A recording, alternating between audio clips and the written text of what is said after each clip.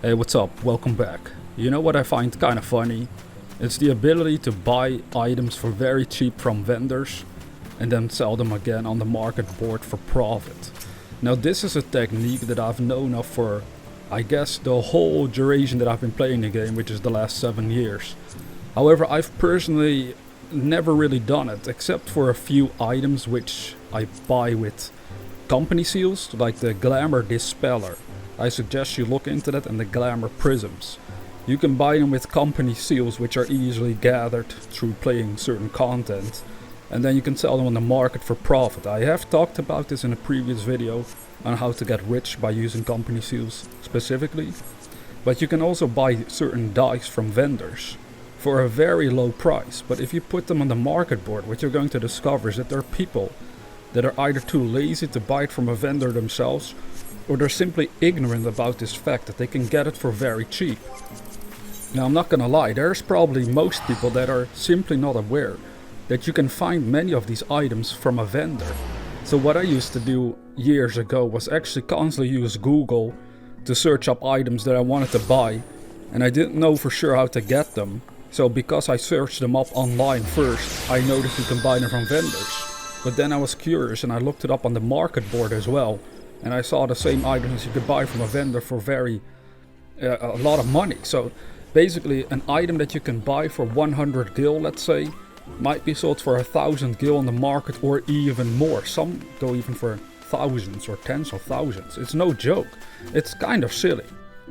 Now here's something that I think people want to know, is if you're not end game, if you're not an end game player, what you could technically do is buy fragments, forgotten fragments of skill, forgotten fragments of awakening that you can get from the barge in Southern Front. So therefore, if you're not end game, you cannot enter the area, but you can find the items on the market board.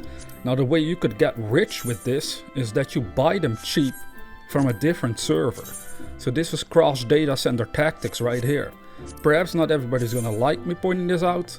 I still want to do it because I've been looking into this myself, where for a while fragments of awakening were selling on our server for 10,000 gil or more for just one item.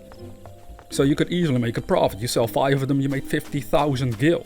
So I was like, this is insane. I made a video on that as well a few weeks ago.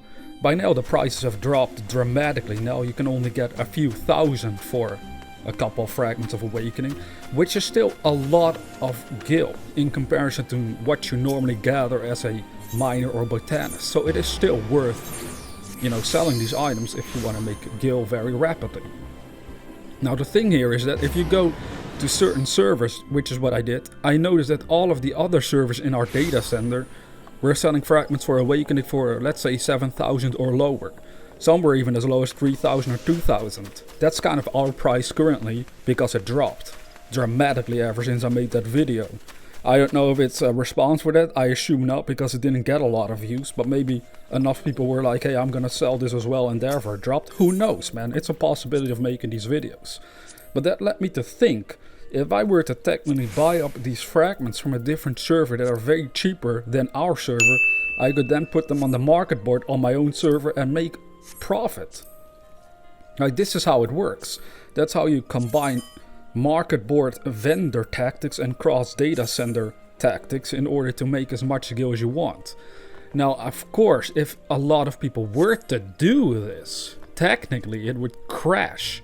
It would kind of mess up all the market boards all over the servers. But the fact remains that this is a valid option that Square Enix allows you to do, and therefore, perhaps if the majority aren't doing it, it's simply being smart about it. Especially if you're not endgame, as I said, you can still sell these items this way. You buy them cheap from a different server, and then if your server is selling them for more, you can sell them. Now you have to be careful, of course. You have to make very sure that your own server is selling them for more than all the others, because otherwise it's just a waste of money. But that's just what happens with us. Perhaps Zodiark is just blessed in that way. We seem to have the highest selling items constantly compared to all the others in the light data center. I've noticed many of our items are just simply selling for more. Now perhaps it's because there's more players on these other servers, that's true.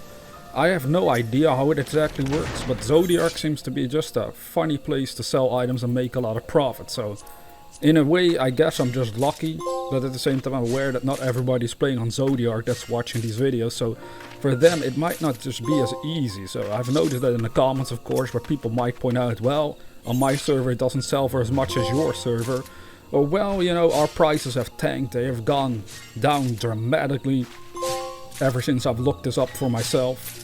You know, they were talking about the Construct 14 mount you can get from the Bard in Southern Front. It's still selling on our server for over $1 million. It usually goes down only temporarily to 900,000, and it's only briefly, and then it goes back up to 1.3 to 1.6. Lately I've seen a lot of sales again for 1.6 million, so again, that video I once made about cluster farming in the Bard in Southern Front is still valid for our server at least. So therefore I'm kind of surprised at how much it changes around on other servers to begin with. So yeah. I just wanted to point out that you can use this method if you're smart. Use the cross data center and item vendor market board tactics to your advantage. How will you figure out which items sell for more than the actual vendor you're buying it off? First, I suggest you always look into the items that you're interested in selling to begin with. Now, if you have no clue about what to sell, you know, here's where you have to put in some effort. It isn't a lot of work, but again, I've compiled 4 specific categories of items that you can look into and see if you can buy them cross data center and then sell them on your own server for profit. And the items are the Forgotten Fragments. If you just type that in the search bar, your market board, it will show up. The other one is dice. Now this one is more specific. What you want to do is either, if you're not aware of where to buy them, is look this all up through Google. Which dice can you buy from vendors, and then look them up on the market board in your game and see if they're being sold for profit. If so, and depending on the sale history, if there's a lot of people buying it, then use that tactic. The other one was for company seals, Glamour Dispellers and Glamour Prisms. They're being sold every single day. Every single day there's dozens upon dozens of people that need these items, because glamour is the real end game for most, including myself. I keep changing my character's glamour around. You may have noticed that throughout the videos. My character keeps looking different, but it's for a good reason. Currently my glamour cost me almost 5.3 million gil. So on my last video I had over 11 million on my account. Now it's in the 6 million again. Why?